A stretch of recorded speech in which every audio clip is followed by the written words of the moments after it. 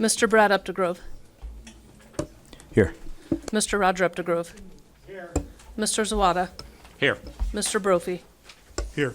Ms. Deeroff. Present. Mrs. Kratz. Here. Ms. Nyman. Here. Mrs. Scott. Here. Mr. Pinarello. Here. All present. You rise for a pledge of allegiance and moment of silence. Pledge allegiance.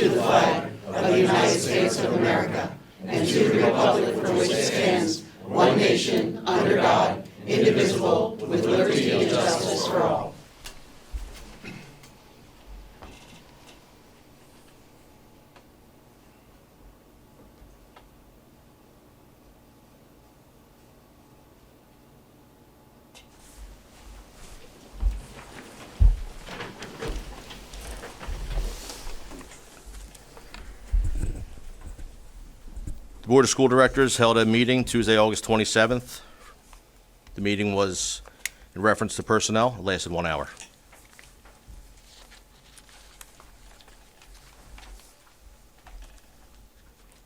Recognition showcase.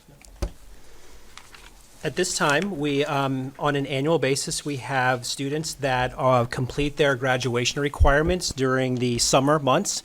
Unfortunately, we don't have any of the 3 students here tonight, but we'd like to recognize these students because they have satisfied their high school graduation requirements over the summer, and we're happy to award their diplomas. The students are Zach Voigt, Jake Miller, and Charlie Gibbons. So we thank them for their hard work and efforts and being perseverant to complete their work over the summer.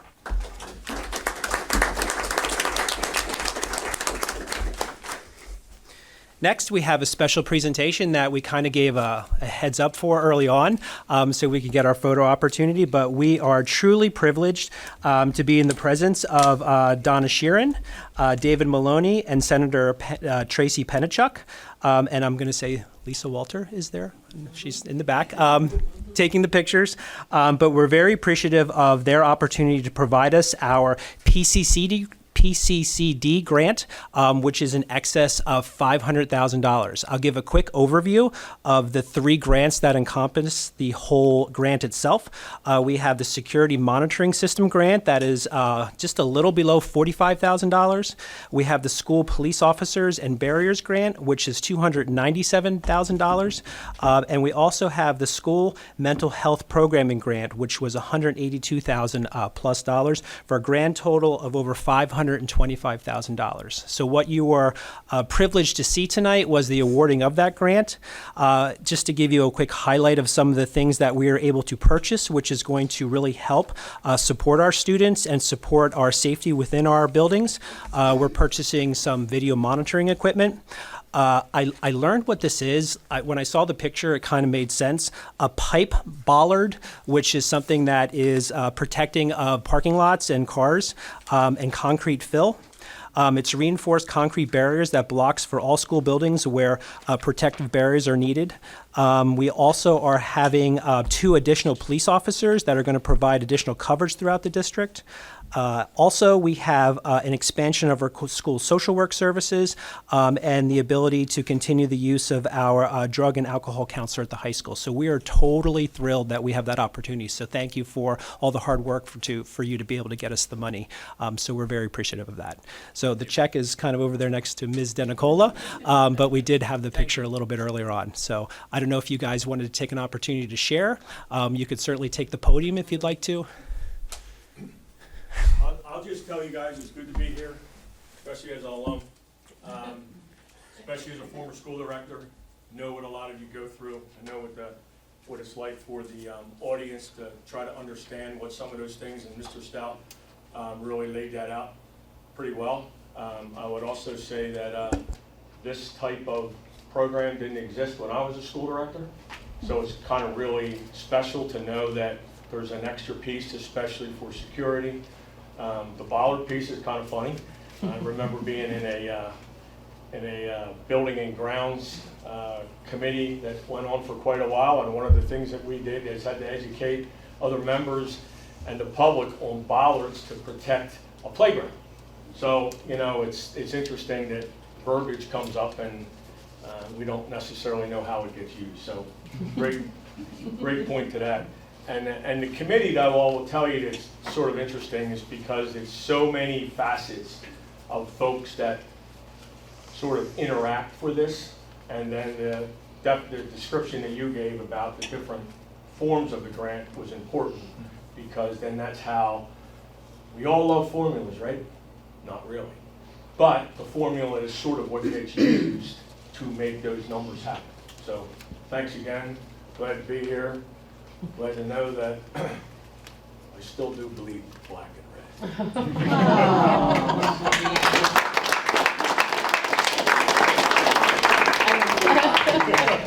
My gosh. So I am really happy that you guys got this money, and what's so important for all three of us is bringing money back to the district. And working with you guys to bring money back is our sole goal, really, that besides all the legislative stuff. But to make sure that we're bringing as much money back. And school safety is so important, and so is mental health. And we're hearing that more and more. As every budget season, we talk about what's important to the schools. And as you know, we had historic investment this year in schools, and hopefully over the next 6 years, we'll see more investment and more investment. But I'm really glad for Boyertown. I'm always excited when I see my school districts. I go with my yellow highlighter and highlight everything because it is really important. So thank you for all the work you guys do. I don't know how you do it. On the other end, I get the requests. I'm like, whew, it's a lot of time and effort that goes into it, but thank you for working with us to bring money back to you. Thank you. And I would only echo what my colleagues have said. The topic of education, it's nice. It's one of those that allows us to engage and come together more so in Harrisburg than on some of the more difficult topics that we negotiate over. And at the same time, I think I wanted to thank you, Mr. Stout. So often we don't know specifically how the money gets divvied up, and you guys have obviously planned, thought it out, hoped that you were going to get some amount, and for you to be able to rattle off exactly where it's going the way you did, what an excellent use of the funds. And certainly being a school board member myself, I did not know Representative Maloney was a school board director too. I have a lot of secrets. A lot of secrets. Between the mental health, which we are all privy to being an ongoing and growing problem, unfortunately, time and time again. But certainly, the school resource police officers is near and dear to my heart. I think it's an absolute fantastic investment. And I just remember as a school board member always wanting to be able to look parents and staff and students in the eye to say that we did everything possible to be able to protect you.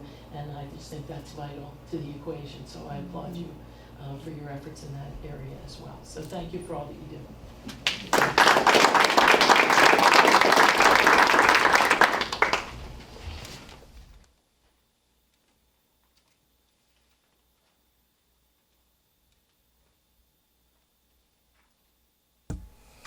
No one signed up for public comment period number 1, so at this time, we'll be looking for the approval of meeting minutes for August 23rd.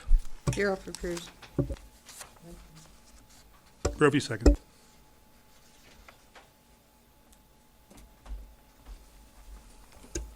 Mr. Brad Updegrove, Yes. Mr. Roger Updegrove, Yes. Mr. Zawada, Yes. Mr. Brophy, Yes. Ms. Deeroff, Yes. Mrs. Kratz, Yes. Ms. Nyman, Yes. Mrs. Scott, Yes. Mr. Panarello. Yes. Motion carries.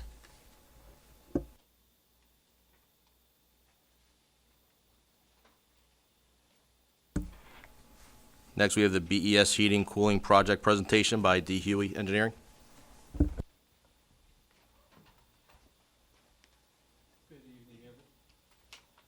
Good evening, everyone. Happy to be here. Good evening, everyone. Happy to be here. If we could go to the next slide. All right, so I just wanted to give you a brief update on what's happening with the Boyertown Elementary School HVAC and roof study. A little history of the building. It was built circa 1960. I think 62 or 67 was the actual date on the documents, the old drawings. The existing systems are the Nesbitt package unit ventilators, and Kevin will get into some of the HVAC stuff in a little bit here. The entire building is straight electric heat. There is gas available in the street outside, so we will look at options for natural gas as well as electric. It's packaged cooling systems. The refrigerant is currently R22. That was actually phased out in 2020. So that coolant is not readily available. They don't make it anymore. So the only way that you can get it if it's been reclaimed from somewhere else. Because of the age of the building, it wasn't designed to have a ducted system above the ceiling. So there's limited space above ceiling for duct work. And then the existing roof, been reported that it has an R value of 3. R value is how you calculate the insulation factor for the roofs and building envelopes and everything else. Current building code standards require roofs of this type to have an R value of 30. So the way you get that is you have more insulation on the roof. We'll look at various roofing systems on top of that and report that back to you as well. But one of the things that happens when you add more insulation, any rooftop equipment, HVAC-wise, skylights, anything like that, those curbs have to get raised as well. There's a minimum of an 8-inch space that's required from the top of the roof to the ledge of the curb for whatever equipment or anything is sitting on that. So that's a brief on the roof, and then if we could go to the next slide, I'll let Kevin speak to some of the HVAC systems we're looking at. Thank you, Chris. My name is Kevin Burns. I'm the mechanical group leader for Dewey Engineering, and I'll be actively involved in your study. We've been working with your facilities group here and have come up with several options that we will be considering for potential upgrades to the building. The first option that we're looking at would be a combination of VRF, which is multi-zone split system equipment, with an overlay of a dedicated outdoor air system, which would be pre-treated outside air to provide indoor air quality and replenish fresh air for the students. The first option would be looking at that option, utilizing natural gas as the heating source. Second option is very similar to that. It would be a VRF system with a DOAS overlay, but the heat source for that system would be electric. The DOAS equipment would be heat pumps. Third option we're considering would be a traditional type of 4-pipe unit ventilator system to replace the existing equipment. As Chris mentioned, all of the cooling components for the building right now are all self-contained within each of the pieces of equipment. So you have many small refrigeration systems that require significant maintenance, especially after the duration that the equipment has been in service. So the third option that we're looking at would be to provide a chilled water, hot water system with a central plant to produce chilled water and hot water, and put equipment back in similar locations to where the current unit ventilators are installed. Fourth option would be replacing the equipment in kind with a slight modification in that right now all of the equipment is straight electric heat. An improvement to that from an energy standpoint would be changing and modifying the equipment so that it was a heat pump, which would provide you improved energy efficiencies at moderate to cool outside air temperatures. And then the last option that was requested was to consider and provide an analysis related to the existing system and the expected maintenance and ongoing upkeep if you decided to keep the existing equipment and continue to repair it as components fail. In addition, it's not actually on this slide, but we're investigating the existing electrical infrastructure that supports that, the HVAC equipment. So that would be the central switchgear, a jet generator, and a portion of the distribution cabling throughout the building. We thank you for the opportunity.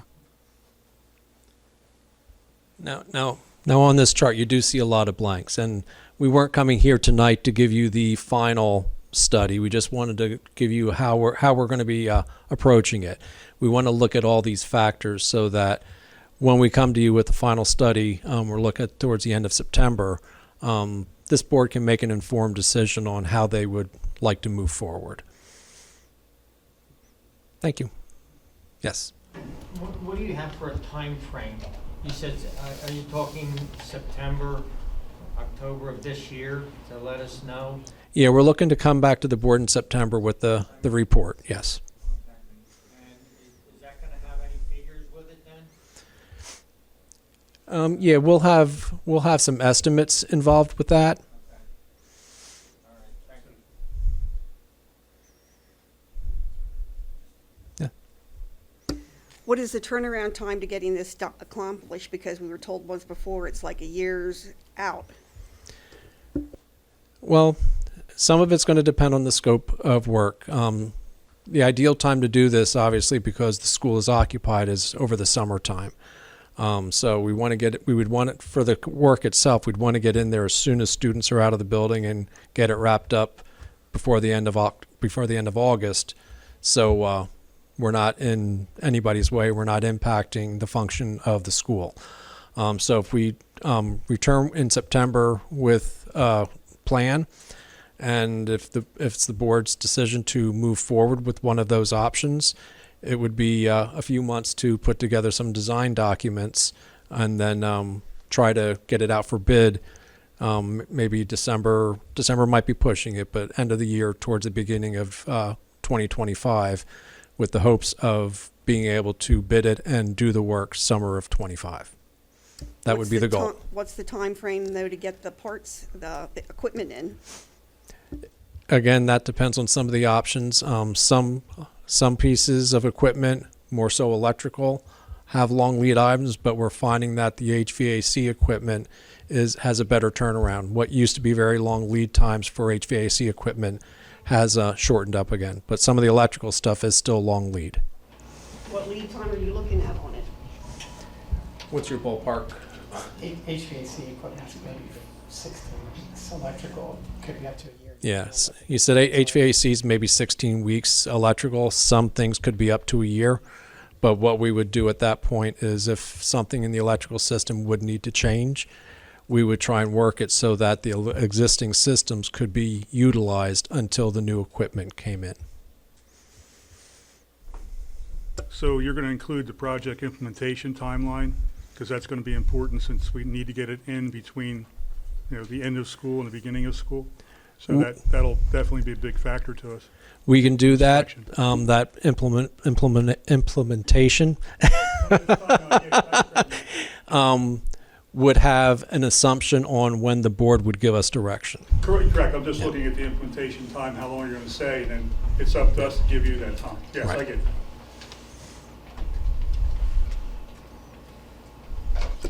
Yes. So are you working off a contract we gave you? Yes. Because I don't know anything about a contract that you got. I believe it was through the facilities department. So what is it for, to tell us what system is best? To do a study for you and provide options and present the pros and cons of those various options. And cost? And cost, yes. So it includes everything. And how much? How much was the... Contract. 12.5. Thank you. You said the R factor is... The existing the R ceiling value should is be- 3. The ceiling should be 30. What's in the walls? I'm not sure about the walls. I'd have to take a look at the drawings. I would assume the R value for the walls is low because, again, it's a 1960 building and the... Yeah, I don't care what the drawings show, it's what's in there now. Well, what's in there now was what would be on the drawings. Unless they came back and added a drive-it system to the exterior of the building to add insulation to the building. The wall construction itself is what it was from 1960. Okay, so part of your project is also to increase insulation For the roof. for the roof? We've been tasked to look at the HVAC system and the roof system. Should we be looking at the walls? We don't know what's in there. The walls, windows? I mean, that's a much larger study, yes. I just don't know what we do the That's an roof. evaluation of the entire building at that point. Okay, Yeah. so we're only, at this point, we're not doing a whole building evaluation, all we're doing is the roofs. The roof and the Okay. HVAC That's system. fine. Yeah. Thank you.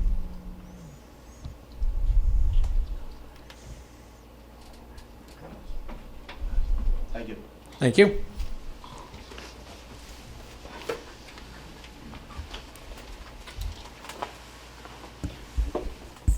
Treasurer's report.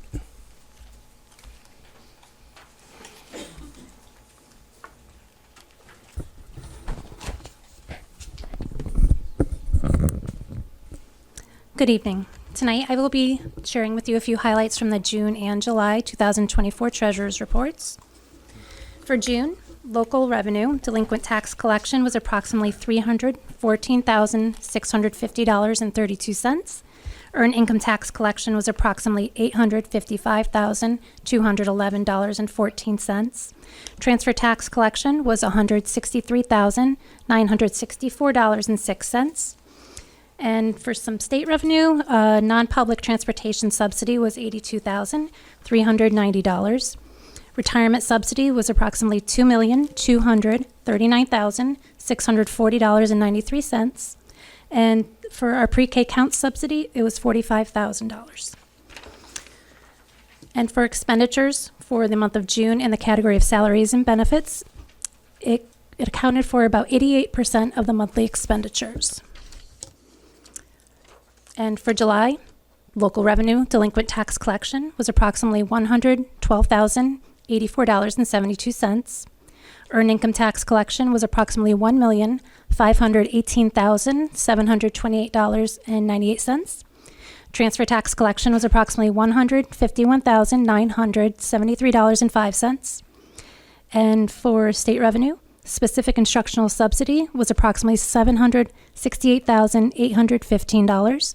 And our pre-K count subsidy was again $45,000. And for the month of July expenditures in the category of salaries benefits is 59% of the monthly expenditures. And that concludes my reports for the night. Thank you. At this time, we're looking for the board to approve the treasurer's report as presented. Carol seconds.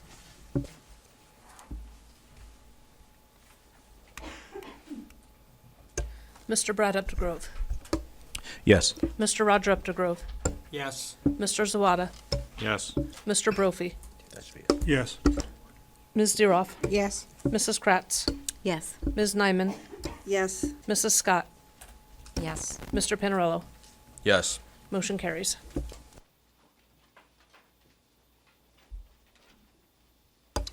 At this time, we will move to the superintendent's consent agenda, and on the consent agenda, we have 4 settlement agreements, one for student 10167, another one for 105798, a third one for 200125, and a fourth one for student 303616.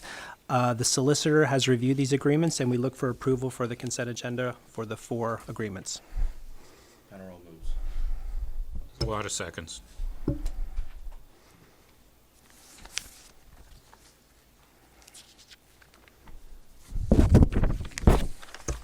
Mr. Brad Updegrove. Yes. Mr. Roger Updegrove.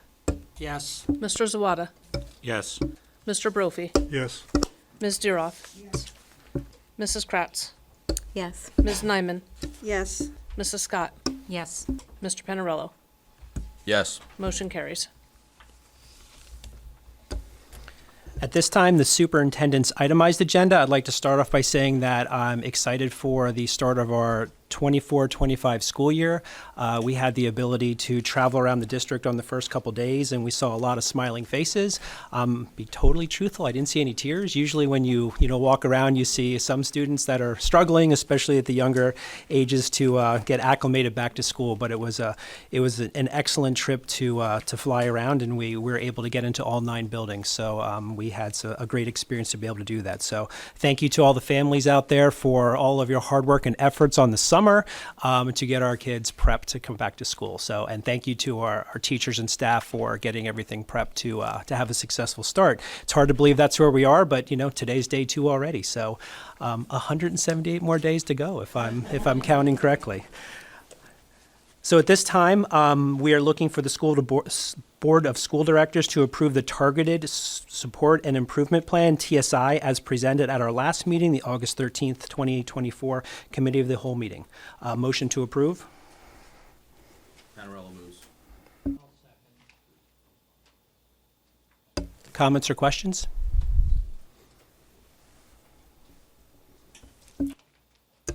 Mr. Brad Updegrove, Yes. Mr. Roger Updegrove, Yes. Mr. Zawada, Yes. Mr. Brophy, Yes. Ms. Diroff, Yes. Mrs. Kratz, Yes. Ms. Nyman, Yes. Mrs. Scott, Yes. Mr. Pinarello. Yes. Motion carries. At this time, as we have done over the past, I believe, 4 years, we are looking for the approval of our Memorandum of Understanding regarding the delivery of virtual instruction during the school year of the 2024-25 school year over the term described in this document. Looking for a motion to approve. Water moves. I'll second. Discussion? Comment, questions? Ms. Diroff. Why does it have void on my paper? Has it on Mr. Brophy's paper too? If we have a memorandum of understanding, it's void. I believe that was written on there just because that is not the official document, but the document itself is a document that we have. I know, but how am if it changed from the one I had received earlier, how do I know that? I mean, why would, I'm not gonna vote on something I can't see. And I thought this was supposed to end, last year, at the end of the year. I'm not sure where that information was received, Mrs. Diroff. As a sitting board member, it was received.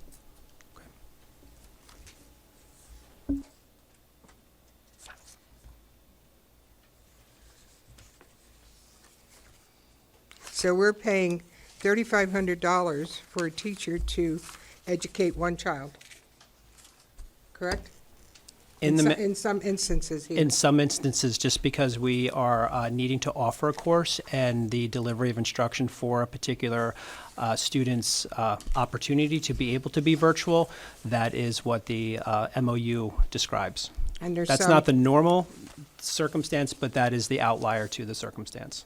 And there's some with two that we're paying the $3,500. I just don't understand that we have a maximum number in our classes for the regular children, regular school, but now we're just letting any amount, if we have less than, I think it's 15, I'm not 15. sure of that number, we don't hold that class. That is correct. So now we're paying $3,500 plus in some cases, another stipend on top of that for one child. In the virtual option, we do not keep the same numbers because of the Well, that's actual, obvious. because of the total numbers that we have in our academy. The approximate average cost of a student if they were to leave us would be about $12,000. So what we have tried to do over the past 4 years is hone in and run the most efficient program that we can and be as competitive as we possibly can. If all of those upwards of about 89 students were to leave us, our cost would be over $1 million. Right now, the total cost for all the kids to be educated and stay within Boyertown to be instructed by Boyertown instructors is a little under $200,000. That's just the cost of the stipends we're giving. That doesn't include the PESers, it doesn't include Social Security, it doesn't include any of that. Yeah, that's all over $400,000. I did the math. Okay. About 200. If that's the case, we're still saving about $600,000 a year. So what you're saying is if I have a child that wants to take honors something or other, I don't know which one it was I was looking at, and so I decide as a school district not to offer that, what you're saying is maybe that child will leave the whole virtual program of ours because of the one course that we're not offering. They could potentially leave us if we don't provide an opportunity, but typically the kids that are in our virtual program are a lot of full-time students. So the scheduling of that process is dependent on each individual case. So I can't give a blanket statement, but we try to make sure we support our kids as best we can to make sure we provide opportunities. Like I said, this I thought was over. I remember hearing the first year we ask, the second year we tell. Does those words mean anything to you? Do you remember those words? I don't remember those words. We did some investigation in the early days about trying to think about synchronous instruction versus asynchronous instruction. And we were doing a lot of research to find districts that might do synchronous instruction where it would be part of their instructional day. And we were unable to find anyone. In fact, districts that had tried it, it wasn't as successful as they may have projected. So at this particular time, just because we were able to continue cost savings, and truth be told, Mrs. Diroff, our numbers have gone down over the past 4 years. They have not increased. So more students are, looking to potentially be brick and mortar since the pandemic.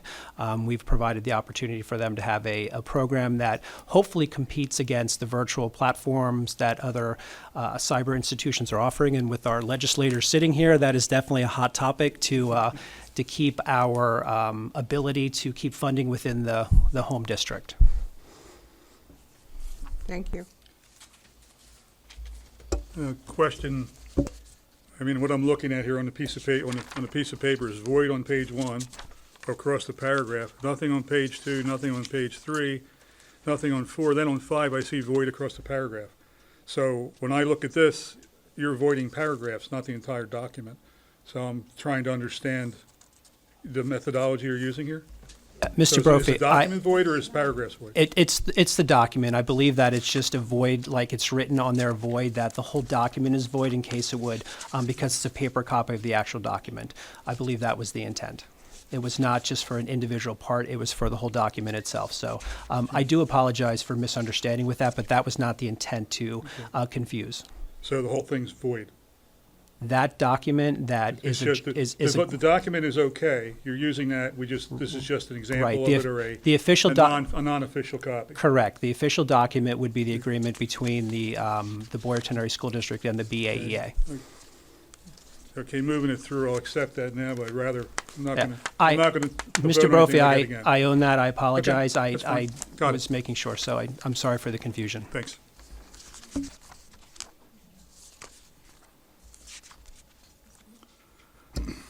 It probably should have said draft instead of void. I agree. Like, in hindsight, Or unofficial copy. yes, Yeah. or unofficial copy. I Yes. agree with you. So I apologize for that. Just to make a note, we are bringing our computers back next week, so you will have the Lenovo laptops in front of you, so you'll be able to keep the Chromebooks for your use at home. So I just wanted to put that out there. We were not able to get them back in time for tonight, so as we are starting our school year.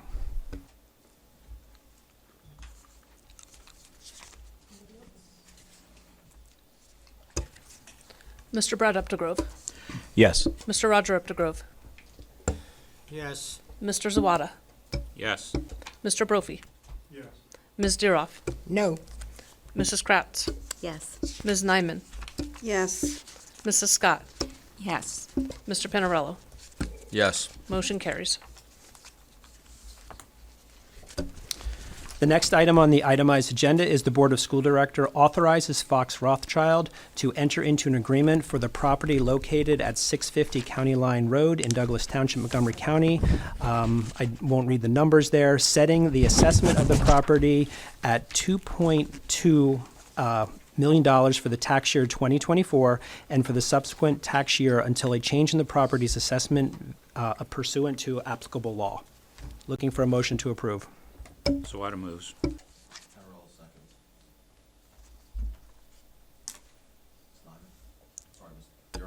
Comments? Questions? What was the assessment before?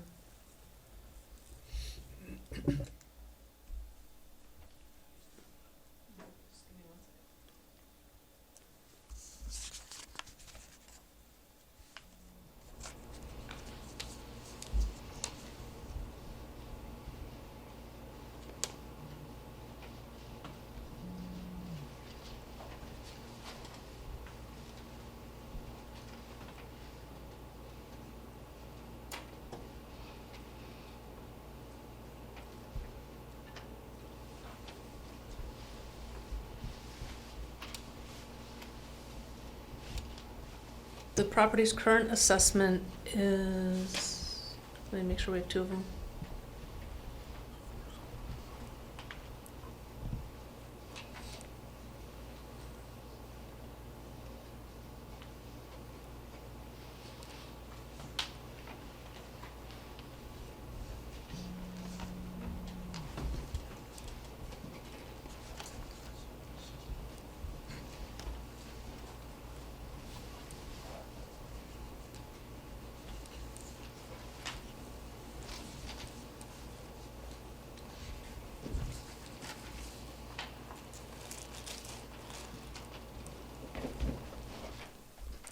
The current assessment is $3,243,800.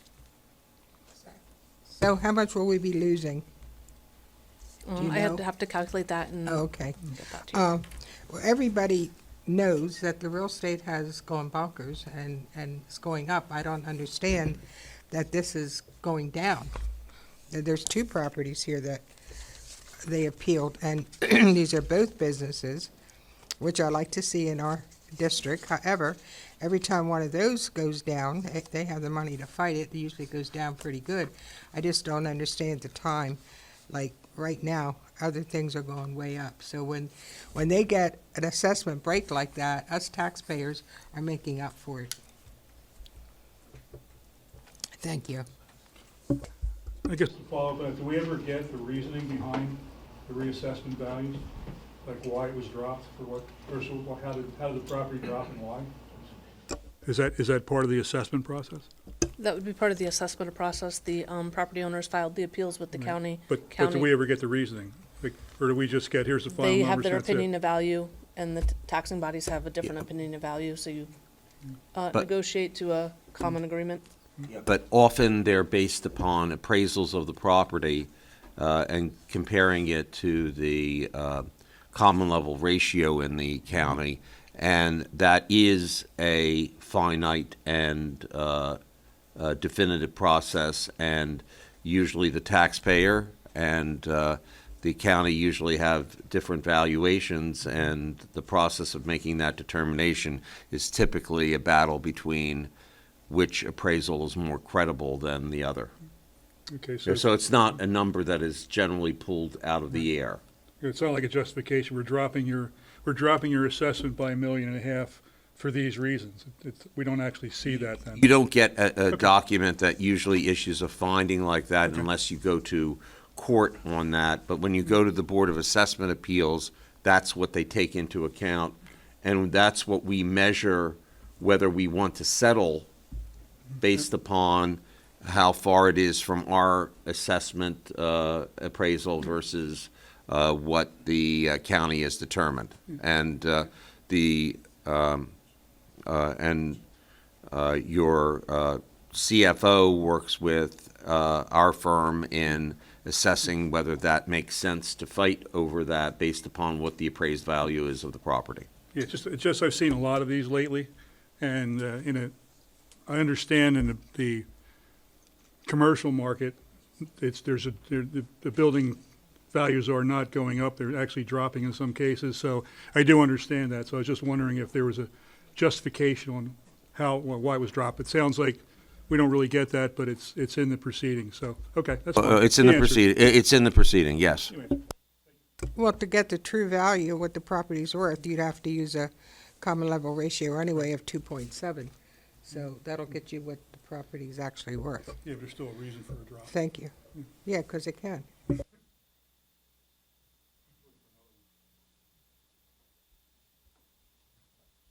I think the issue that is going on is that commercial properties have taken a hit in the current marketplace.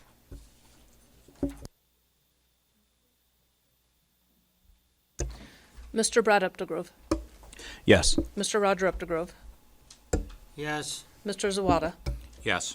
Mr. Brophy, Yes. Ms. Deeroff, Yes. Mrs. Kratz, Yes. Ms. Nyman, Yes. Mrs. Scott, Yes. Mr. Panarello. Yes. Motion carries.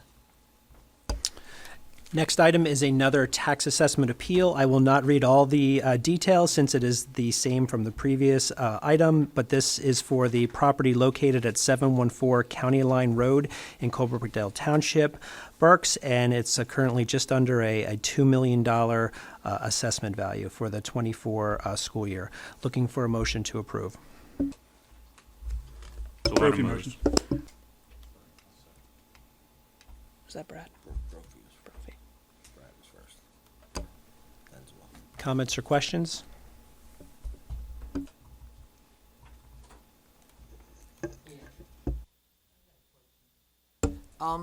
Is there any reasoning why we shouldn't, the school district, go after any of these people about their assessment? Or is that a cost factor and a no-win situation if we do? to fight the assessment. I will tell you from my experience, I have worked at districts that do spot assessment appeals, as what they're popularly called. We don't call them that. We Okay. don't call them that, but that's, if, they're not very popular from the perspective of most often they impact personal properties, not industrial properties. That's just been my experience. There have been, having been involved in a number of cases that have ended up going to the Pennsylvania Supreme Court on that issue of uniformity of challenges and the like, those kinds of challenges are becoming increasingly tricky under the law, and because Boyertown does not have the amount of commercial property that some of the districts in the region are blessed with, we have generally not undertaken that kind of analysis, which is, as Ms. Denicola indicated, not necessarily politically popular, and it is now subject to more real estate challenges.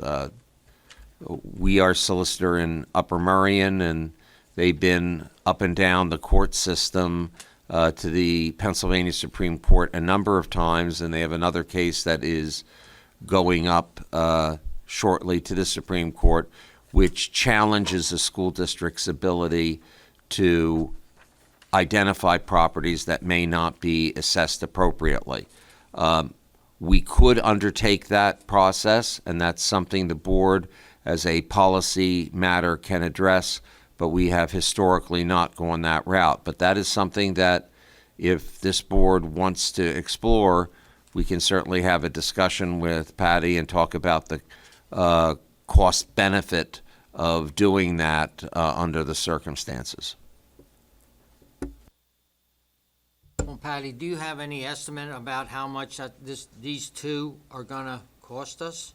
I can calculate that. Yeah, I'd like to know that. You're talking millions.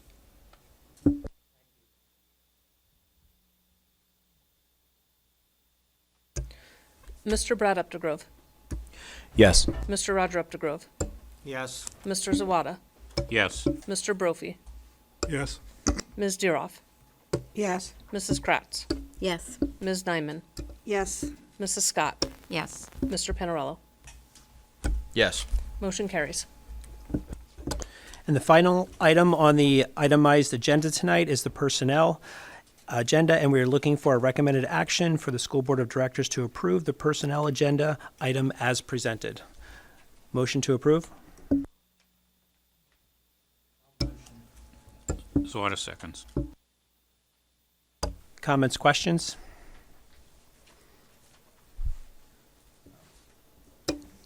I just saw the professional staff, Rebecca Hester. She's just doing the instructional coach. She's not leaving altogether, correct? No, she has accepted a position in another district.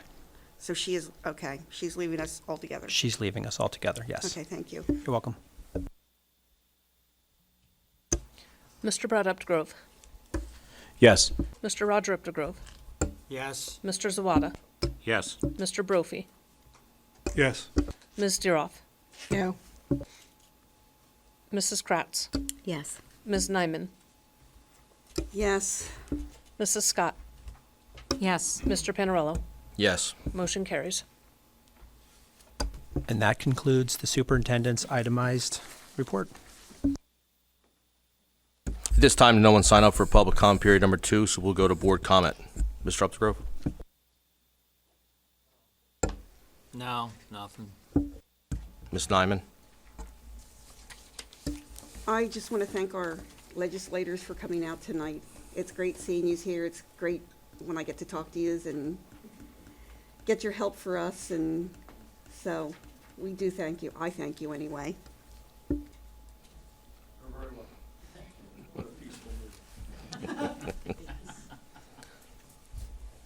I just want to wish everyone a wonderful school year.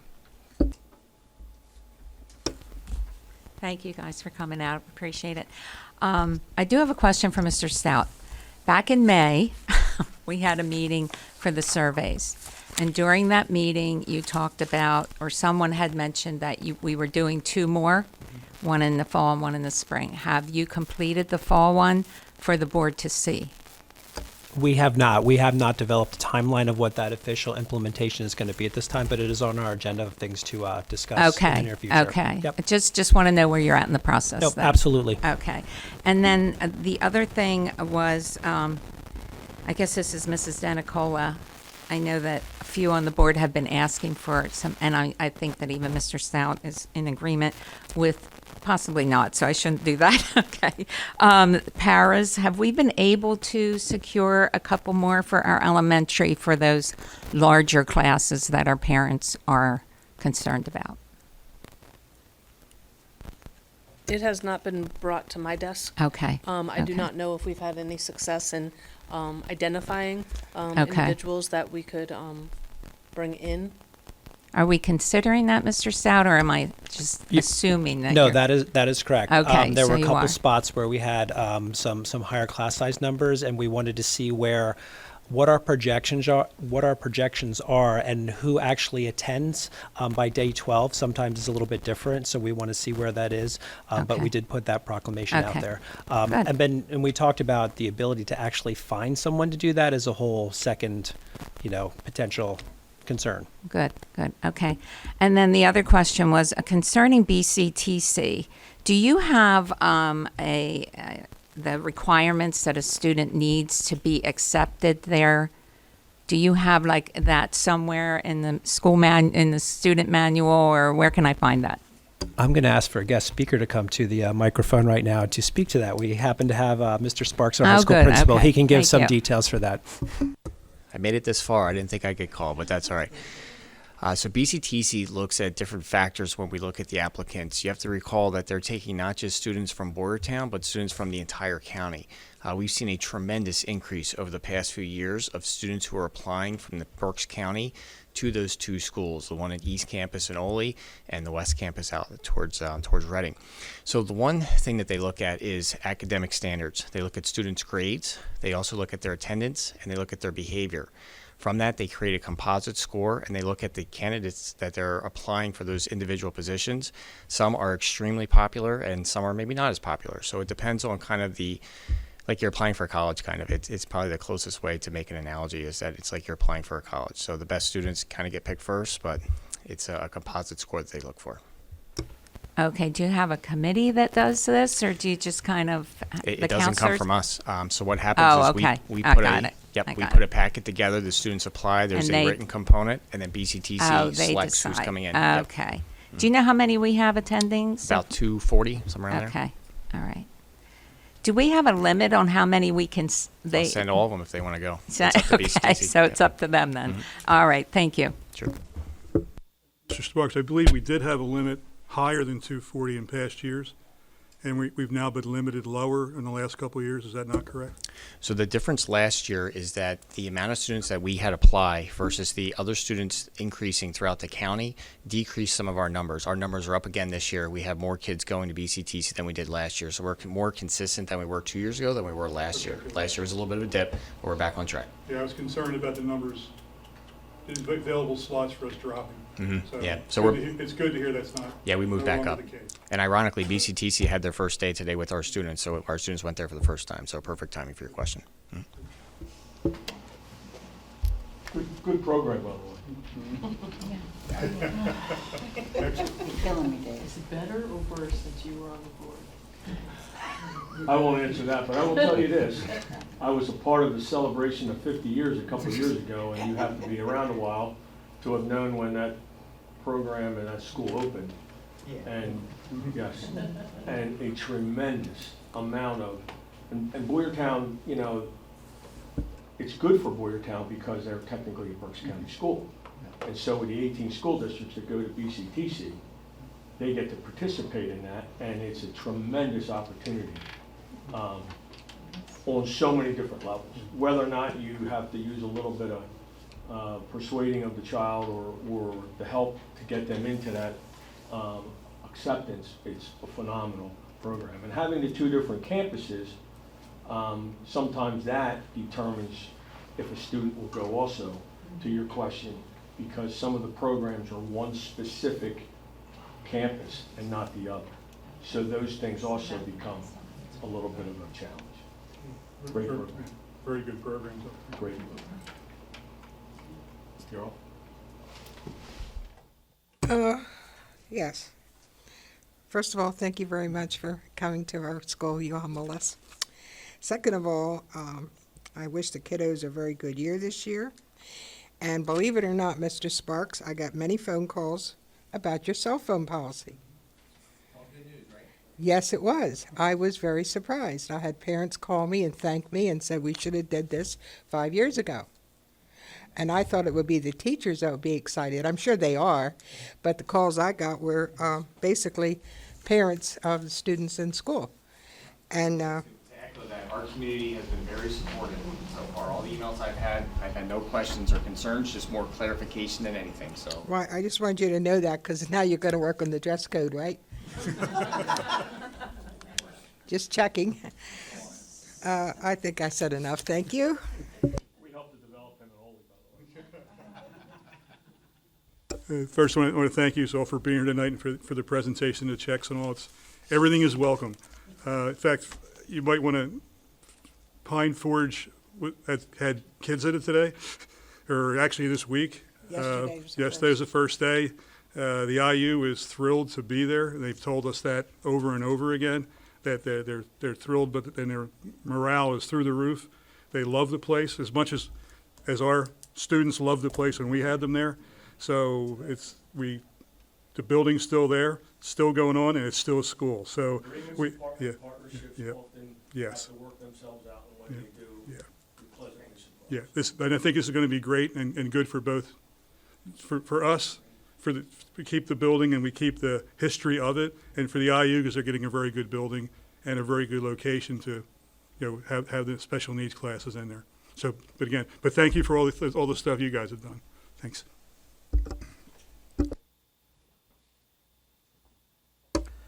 I also want to wish everyone good luck in the school year, and I'm very happy to hear the cell phone policy after 2 days is working well. I would like to thank our representatives. We are so lucky to have these three people. They're so down to earth and they know exactly what's needed for the local people. And I can't ask for better three people, especially, I'm sorry, but working on the Montgomery County side. But I know how good you've been doing because you haven't lost a race yet. So. But yes. Mm-hmm. We were first in. Yeah, and that's when he realized open classes didn't work. We were sitting like a college. Yep. Yep. Open classes. With such greatness. I'm surprised there's not a chair. Just You should be in between. He should have a chair that like no one's allowed to sit in. Perhaps a statue. No, it's over by the tennis court. It gets cleaned once a week. I also want to give a shout out to Dr. David Heiser and Mr. Stout. I know yesterday was quite interesting with our construction in front of our high school of our local borough starting a week before school starts, but it seems, I understand, they got it scheduled today. Everything seemed to move a lot faster and everybody got home on time. So thank you. I'd like to echo that. I do believe in Mr. Sparks. The community really listened to the pickup and drop-off procedures. So I do thank the community for the hard work and efforts and paying attention, because if a few people just went the wrong direction on a particular road, it would just cause a total bottleneck. So I do thank the community for following through with that, because it has been a couple successful days. Yeah. I want to welcome all the students and staff back and thank our representatives for coming out. I know you're very busy, and to actually sit here through the entire meeting, people usually just leave after they give us whatever. So I appreciate it. Thank you. Motion to adjourn. Oh, you got meeting?